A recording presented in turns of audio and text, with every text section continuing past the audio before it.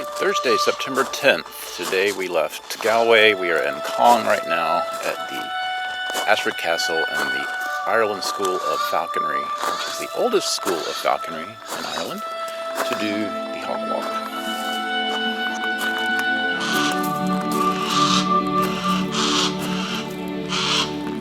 These are called Harris hawks, and they actually come from the southwest, and they're social birds of prey.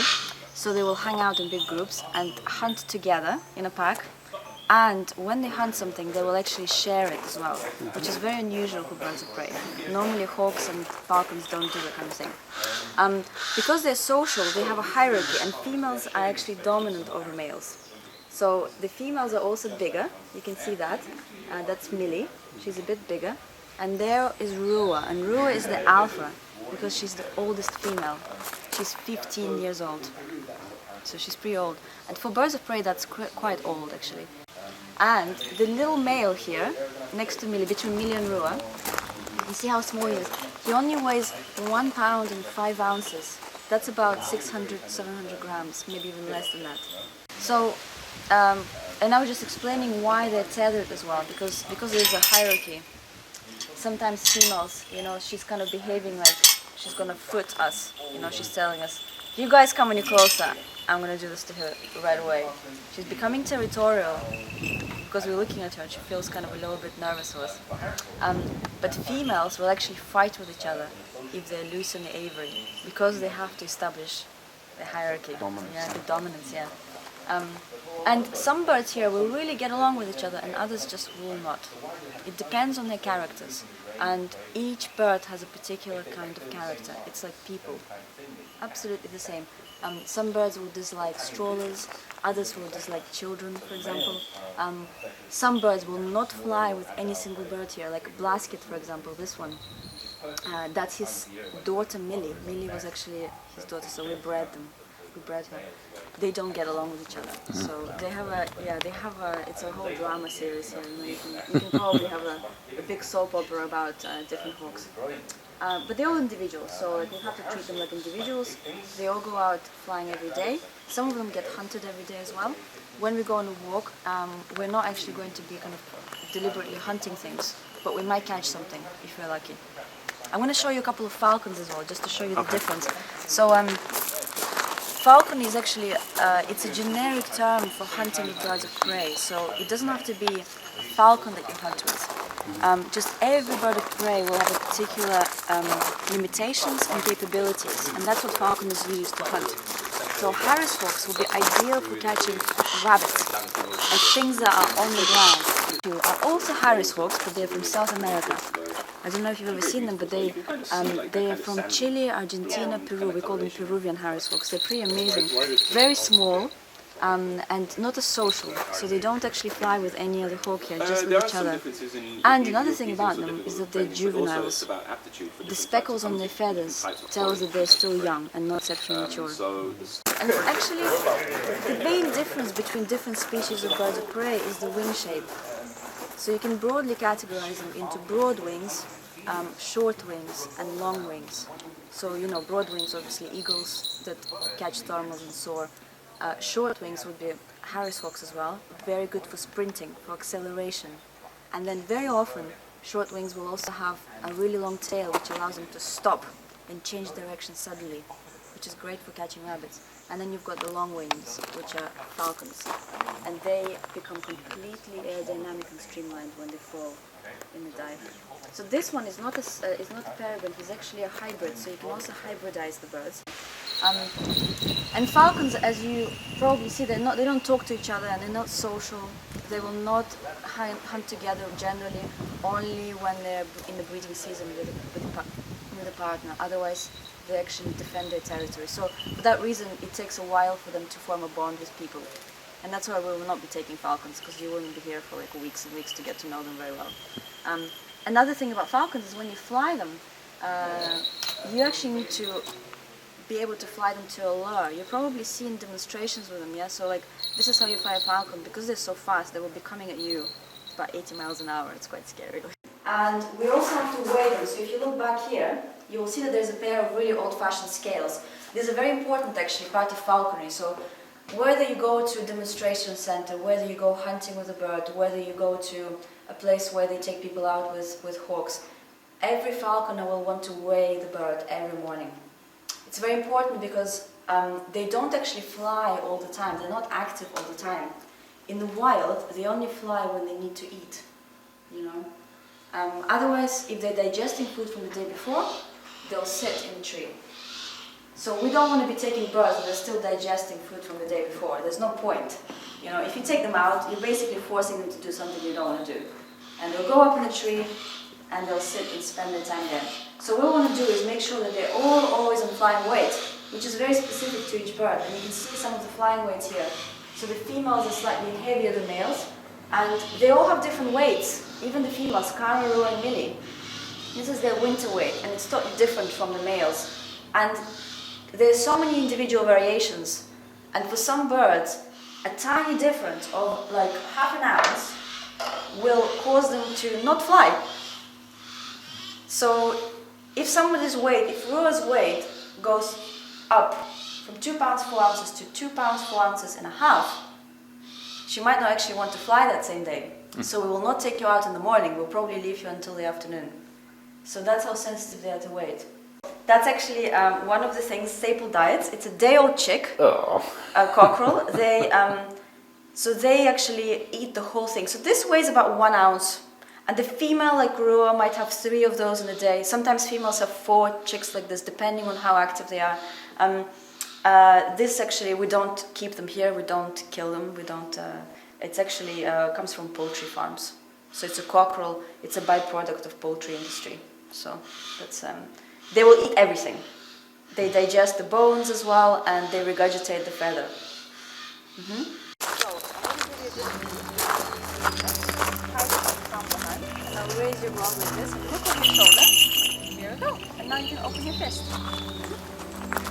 You can keep your glove open so you can see what's inside it. Sometimes they peck on the bits of food that is left, you know.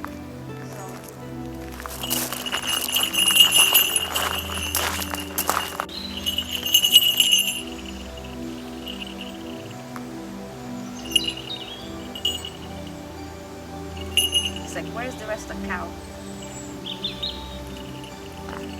No, he's not ready to go. He knows which way he's going. Ah.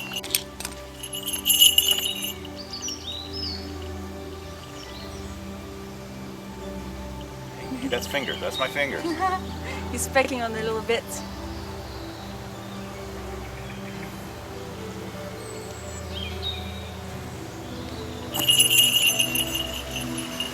This is cool. And now raise it again. Here we go. See? So it's funny, sometimes it's sometimes a bit of kind of like raising it like once more.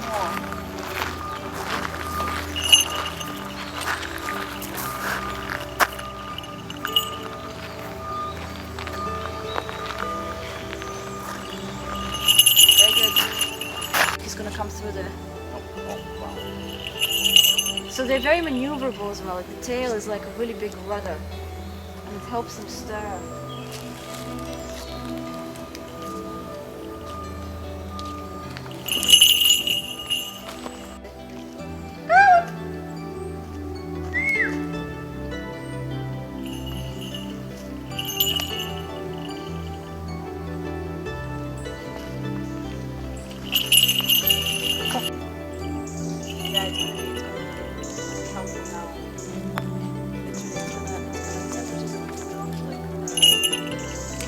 It's been too warm for me. I like cool weather. Well, cool and wet is the worst.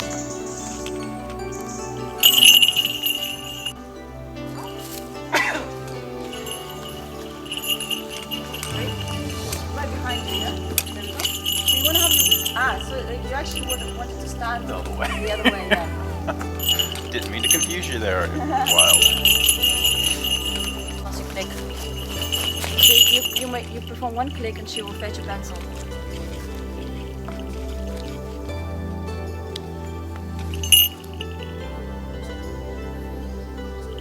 Top sticking out. Once, you know.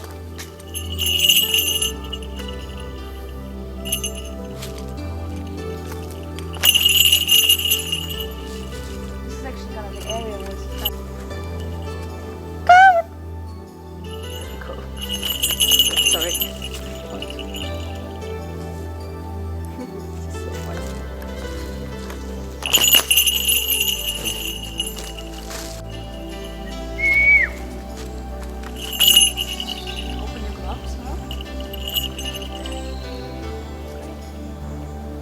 So when he mantles like this, I don't want to kind of touch him too much because they actually become quite territorial about food as well.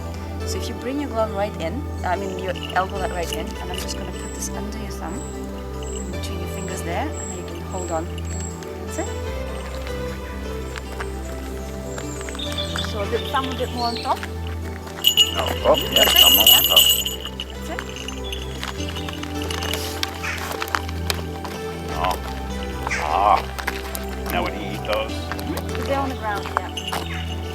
That's kind of one of the things that you catch with the crows. Crows, squirrels. Yeah, they will catch everything that's pretty much on the ground, including like any mammal really, Mm-hmm. The biggest thing he will be able to catch is a rabbit probably. I don't think he's ever caught rabbits.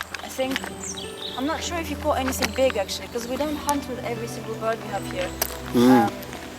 It's a big commitment with birds because, so now what I explained to you about weight, he's on flying weight, but he's not on hunting weight. When you're hunting with a bird, you actually have to drop their weight slightly below, so they want to chase things. Mm-hmm. And that's actually a big commitment for the bird and for the person, because once you reduce their weight, you have to make sure that Their energy levels are yeah, fine. and you hunt with them every day, So they want to hunt, and you need to be available to hunt them every single day, and that's like after work, So you basically, it's a big commitment. So at the moment we're hunting with one bird with my husband. We hunt her every couple of days, so when we catch something, she gets totally fed up, and then she has a day off, and the following day we bring her weight slightly down again.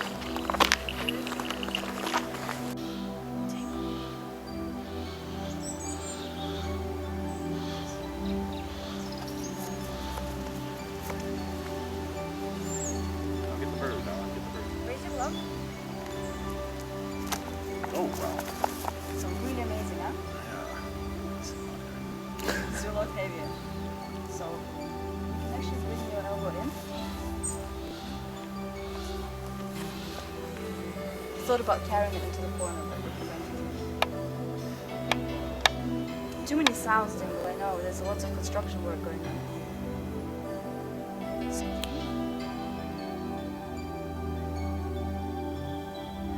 Dingle is only 15 years old. How old is he? Like in the wild, I think it's about maybe 30 years. I think they can live in captivity. I know that they can live like 40, 60, 70 years. So it's a bit like people. Just keep your hand there, actually, and I'll just try to see how far I can see this way. Looking. So, Oh, yeah, right. Oh, so this is the transmitter on his leg. yeah, so it goes in his legs. He's not really able to. So where's that sparrow? What's going on? What's going on? His head shifting up. His head's Yeah. staying stationary. They have extra muscle in their neck actually because they can't swivel their eyes, right? So like they have to have compensation by being able to have their neck very flexible.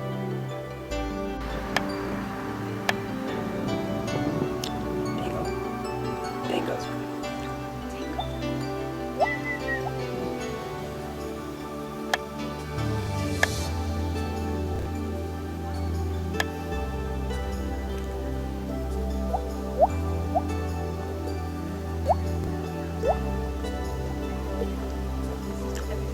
When he turns his head, it might look like he's actually looking as though he's listening. Mostly listening to things. Oh, did you?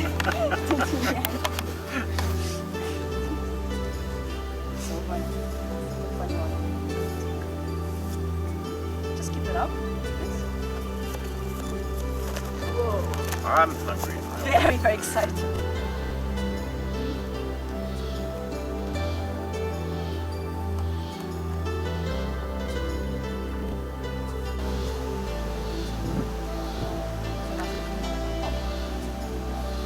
Well done. You really just have no concept of like, you can just lower your glove.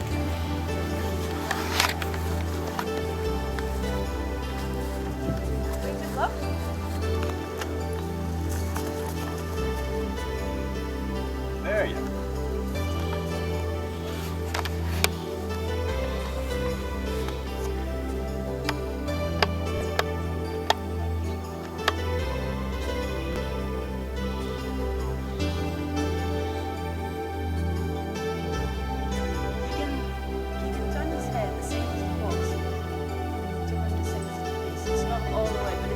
like he turned it all the way because of the feathers on his tail.